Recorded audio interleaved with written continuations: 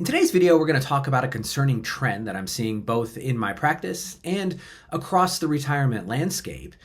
With over 15 years of helping retirees navigate their golden years, what I've noticed is that there's a significant disconnect between retirement expectations and reality. In fact, recent studies show that a majority of retirees are experiencing challenges they never anticipated. And as a financial advisor, I'm seeing this firsthand with my own clients. Today, I'm going to break down the key findings of the latest Retirement Happiness Index, what it means for future retirees, and most importantly, what you can do to avoid becoming part of these statistics. So first, I just want to focus on this Employee Benefits Research Institute latest survey from November of 2024. And here's the headline from the press release. And so what they're showing is that, look, the most recent retirement study uncovered concerning trends on dampened spending expectations due to a lack of sufficient savings, inflationary pressures, which I'm sure everybody listening to this video can relate to, and also rising credit card debt.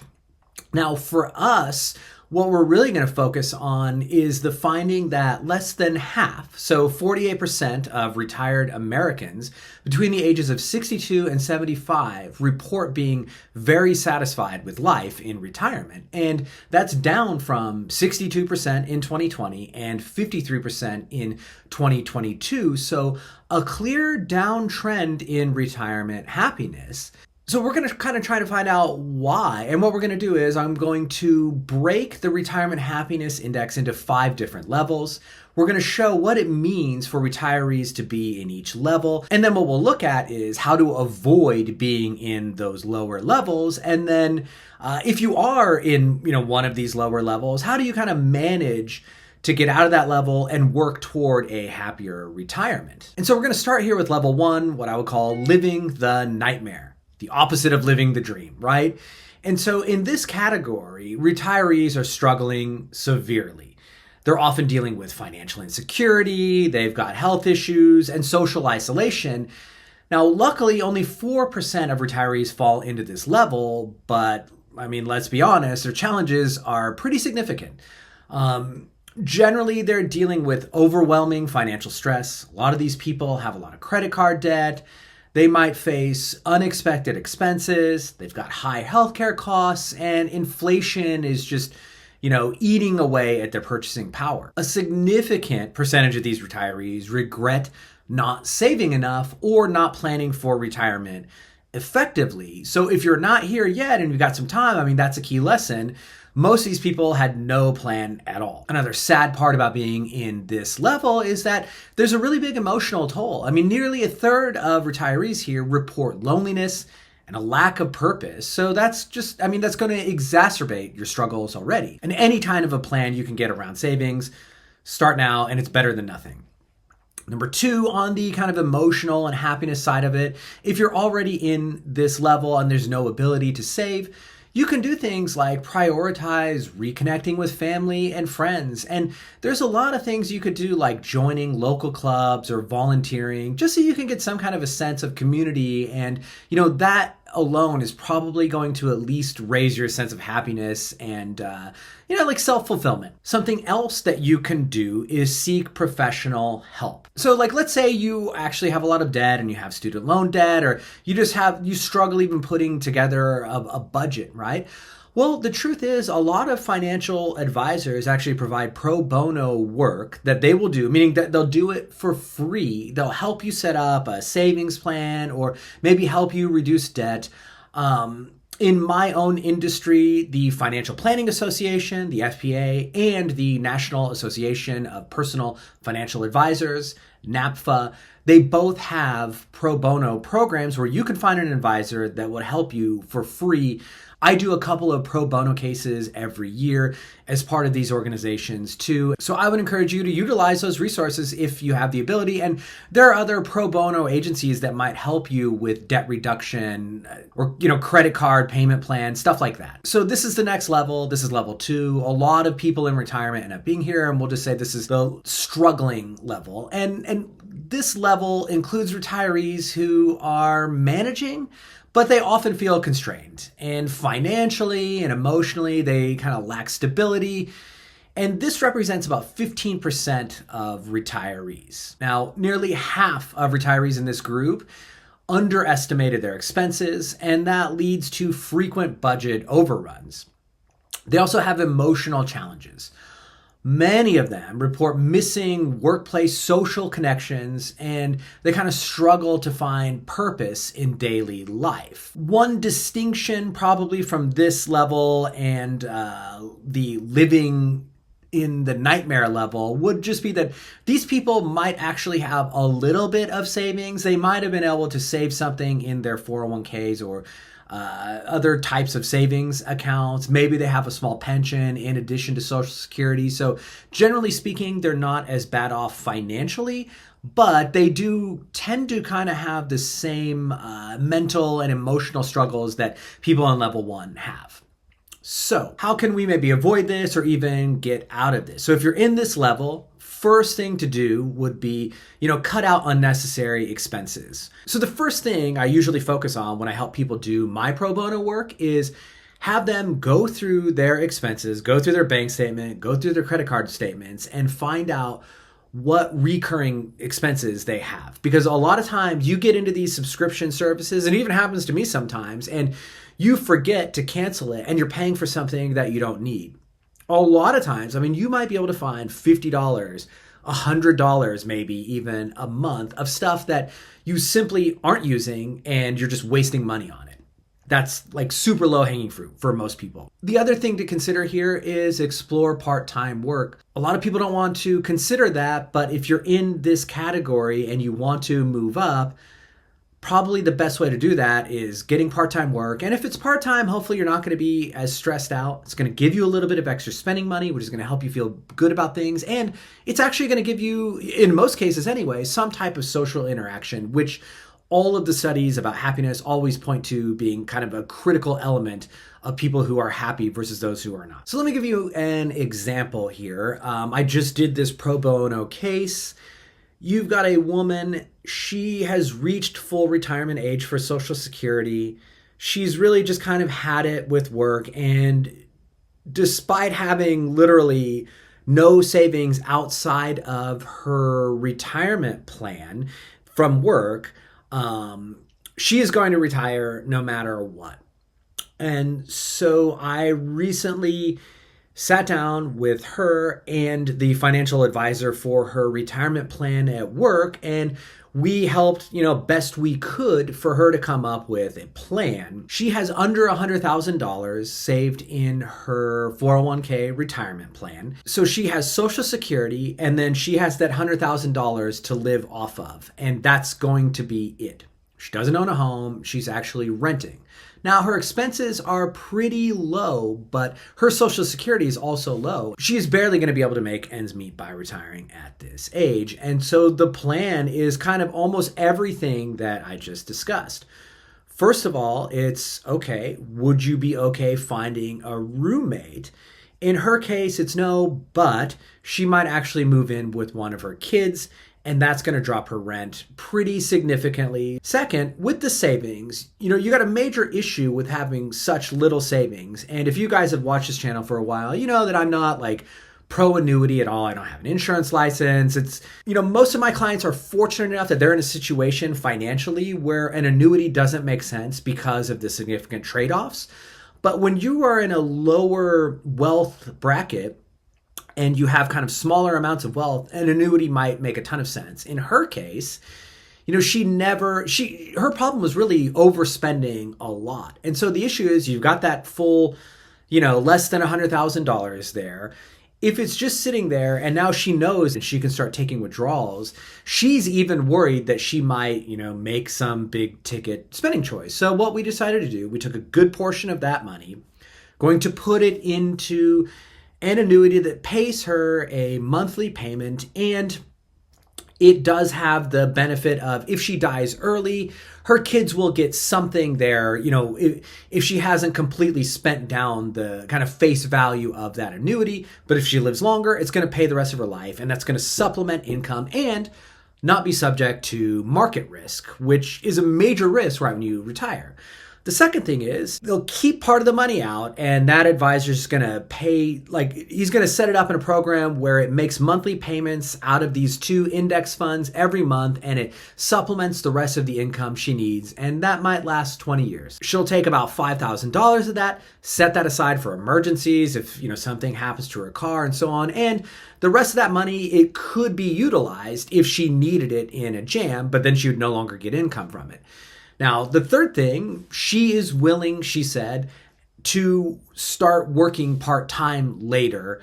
She just at least wants a 6-month break. So she's willing to be flexible. And last, what she is going to do, she is going to start volunteering every week at her local food pantry just to give her something to do. And I think that's a great idea for her mental well-being. So, not a great situation, but I think at least she's gotten some outside advice, just like what I told you guys. She was able to utilize that, and at least she's got some kind of a plan to help her, maintain her happiness. And hopefully with this plan, it'll enable her to have a happier retirement than she would have had otherwise, just retiring and then freaking out about how am I going to live? All right, so let's move to level number 3, and we'll call that not great, but not bad. So these retirees, they kind of live in a state of balance. They're not thriving and they're not struggling. A large portion of retirees are in this bucket. It's about 34%. They have just enough to meet their needs, but they lack the flexibility for unexpected expenses or, lifestyle enhancements. A lot of people in this bucket, they report not preparing adequately for healthcare costs, and they kind of had underestimated inflation's impact. So first of all, if you're in this bucket, congratulations, because it could definitely be a lot worse. Second of all, how could maybe you improve your situation from here if this is where you're at, especially if you want to be happier and, maybe feel more secure? So a couple of ways here. People in this bucket, they tend to have more assets. A lot of people in this situation might have $300,000 or $400,000 saved. Maybe their house is paid off, and they might have a small pension or something like that. And then they also have Social Security. So you could certainly do worse. What could you do to enhance this? Well, one, maybe you could look to do something like invest in low maintenance rental properties or dividend paying stocks or other types of income paying investment opportunities. If you don't really have any investing experience, this might be a situation where you would benefit from hiring somebody like a financial advisor to help you put together some type of income oriented portfolio. Something else to think about on the investment front, I think people in this bucket, a lot of them also might benefit from something like a fixed annuity that pays out the same payment every month. So maybe you don't take all of your assets and put it in an annuity, but maybe you put a couple $100,000 in that. Then you've got, maybe $1,000 or so a month in addition to your Social Security, and it kind of helps you overcome that income shortfall. And then you can invest the rest of it in more growth-oriented things and hope that you can beat inflation with that other portion of your portfolio. And you could even design that portion of your portfolio to also have income-oriented investments as well. On the financial front too, people that are kind of in this stage also might benefit from a plan simply from having somebody kind of structure their investments in a tax-efficient manner. You might be able to utilize other types of tax strategies too. And all else equal, everything you can save on taxes is going to help you make sure that your funds last through your lifetime. Now, on the well-being side of things, I mean, this is a recurring thing, but look, engage in regular exercise, right? Join fitness classes. Both of these are going to help you improve both your physical and mental well-being. Anything you can do to add more structure and social interaction is going to be helpful at this stage. And now let me share a story with you about a prospect who recently came in and was deeply worried about her retirement future. And despite the fact that she'd saved diligently, she was actually terrified of ending up unhappy, like a lot of the retirees that we've discussed. And during our initial conversation, what I discovered was that her anxiety wasn't just about money.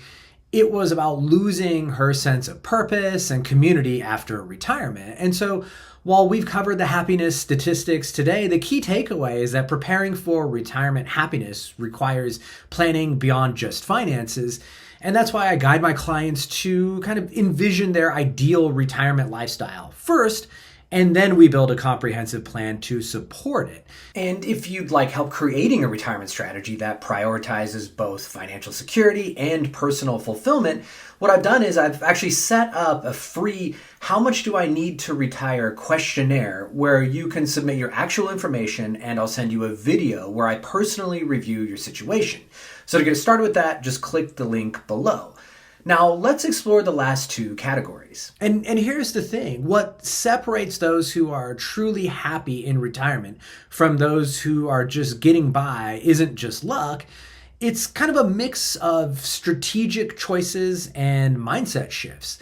The last two levels on the Retirement Happiness Index reveal kind of surprising insights that could redefine how you think about your golden years. And so you want to stick around for these. And let me get into the next one, which is level 4, and we'll call this the comfortable level of retirement. And retirees in this group usually enjoy financial stability and a fulfilling lifestyle, and that's about 44% of retirees surveyed. Many people in this category worked with advisors, and they focus on health and societal engagement well before retiring. And that's a big distinction between the prior three categories. Also, a lot of people in this category have access to pensions or well-structured withdrawal strategies that kind of contribute to their sense of security. So first things first, if you've got some time before retirement, say 5 or 10 years, now would be the time to start putting that structure in place. And hopefully you could maybe go from level 3 to level 4 where you're comfortable in retirement. If you're in this category already, one way to enhance your happiness might be to explore your hobbies.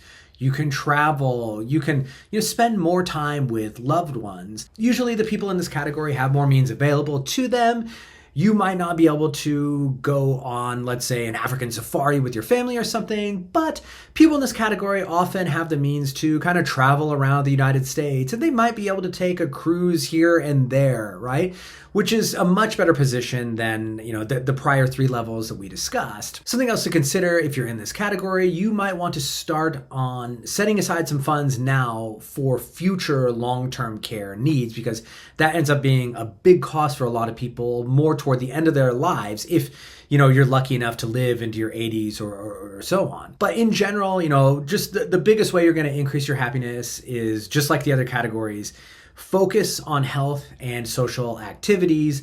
I happen to spend a lot of time with people who are in this category because A, a lot of my clients are kind of in this category, and B, I like to play pickleball. And so I'll go about once a week and play pickleball with a lot of retirees, and a lot of them are kind of in this boat. These guys are comfortable. It's a social outlet for them. They all know each other. It's almost always the same people. And it also helps them be active too. So it's really great. It serves a real purpose. And also, I'll end up seeing them upstairs in the gym. They take classes and they do like weight training because a lot of studies reveal that maintaining your muscle mass through older age kind of helps improve health outcomes as you get older. So, I think these guys are doing it right. And if you're in this stage, that might be a way that you could actually enhance your happiness in retirement. And now our last stage, level 5, living the dream. This is the pinnacle of retirement happiness. Only 4% of retirees ever achieve this level. And it's marked by financial freedom and personal fulfillment. Now, this level is kind of broad because, you might have people like Bill Gates or Jeff Bezos in this level where, they can afford $500 million yachts and then a $100 million yacht to just travel behind it with their toys. And you're also talking about people with, a few $1,000,000 who just have a really good retirement. But those people that have the yachts, they're like 0.0001% of the population. By and large, most of the people that are in this bucket are kind of your millionaire next door types of people. And, while it's hard to get in that 4%, it's certainly not going to be impossible. So what are kind of the common traits of people in this category? Well, number one, they had a lot of robust preparation. So that means they planned extensively, and they often benefited from a combination of savings, investments, and pensions. They have a well thought out income and withdrawal plan in retirement. On top of that, they prioritize health, relationships, and meaningful activities. And, they often just have a fulfilling routine. It's very different from the retiree that you see who just kind of sits in front of the television all day long and is more or less just inactive. Now, how could you maybe improve your situation if you're already in this sort of living the dream level? Well, as you can imagine, financially, there's probably not a whole lot you're going to need to do. The reality is, they've done surveys. I think it's like 69% of millionaires have financial advisors. And then once you get up to like ultra high net worth people, like $10 million more than 90% of them. So these are people that can afford really good advice and they're in very good shape financially. So there's not like a lot of low hanging fruit for them. But one thing you can do if you're in this level is you can focus on paying it forward. Where I see retirees that are in this level of the retirement happiness index kind of improve their situation even more is by paying it forward. And that means you can mentor younger generations or you can engage with philanthropy. And that can really help give you a sense of purpose. And so people in this level, that's really where they spend a lot of their time in retirement. And otherwise, you can do the bucket list things that you've always wanted to do. Like I said, a lot of these people that are in this category, maybe they have like 3 million, maybe they have $5 million, something like that, which to a lot of you sounds like a ton of money, and it is, but that's not crazy rich like, Jeff Bezos or someone like that. You can't just live a Kardashian type lifestyle, but you can really live a lifestyle where you can make sure your family is very well taken care of, and you can do all of the kind of bucket list things that you really wanted to do. I'll give you guys an example. Clients that, remember when they retired, they probably had about $5 million, but they weren't, big wigs or anything like that. One was a corporate executive and the other one was a partner in a real estate management company. And so, pretty good amount of money to retire with about $5 million. And these guys, they did their bucket list thing. I remember one year they went on a safari in Africa. Then they took a trip all over China, like a guided tour all over. And you spent like a month there or something. They did the whole cruise thing down in South America. And, you go to Argentina and Chile and you go visit the glaciers. They did the Alaskan cruise and all that. And then the other cool thing that they were able to do is they could make down payments for all of their children for their homes. And just that way, it took the financial burden off their kids because it's very expensive nowadays, as you guys probably know, if you want to buy a house. So they could do that, and that made them really, really happy. And now before we wrap up, I just want to be clear. These statistics are not meant to discourage you. They're actually meant to empower you with awareness. And look, true retirement happiness isn't just about having enough money, though having more money definitely isn't going to hurt. But, it's about creating a comprehensive plan that addresses both financial security and your personal fulfillment. And if you want to avoid the common pitfalls we've discussed today, I'm offering a free retirement readiness questionnaire. After you complete the questionnaire, I'll send you a personalized video where I'll evaluate your current retirement strategy and I'll identify potential happiness gaps before they become a reality. And I'll even give you actionable steps to help ensure that your retirement plans align with both your financial and lifestyle goals. All you need to do is click the link below to get started. And as always, if you like this video, hit subscribe. I make videos on retirement related topics weekly. And if you're subscribed, you'll be sure to get my next video. Thanks for watching.